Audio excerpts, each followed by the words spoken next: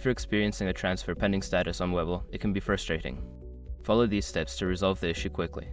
Step 1. Check transfer status. Log into your Webull account and navigate to the transfer section. Confirm that the transfer is still marked as pending and take note of any specific messages or alerts that may provide more information. Step 2. Verify account information. Ensure that the account information you provided for the transfer is accurate. Double-check the account numbers, routing numbers, and any other details to make sure there are no errors. Step 3. Contact your bank. Reach out to your bank to confirm that there are no holes or issues on their end that could be causing the delay. Sometimes, banks may require additional verification for transfers. Step 4. Review Webull policies. Before filing a refund or dispute, use the sroc.com link in the description to open the refund dispute deadline calculator and confirm your deadline. Step 5. Reach out to Webull support. If the issue persists, contact Webull customer support directly. Provide them with your account details and any relevant information regarding the transfer to expedite the resolution process.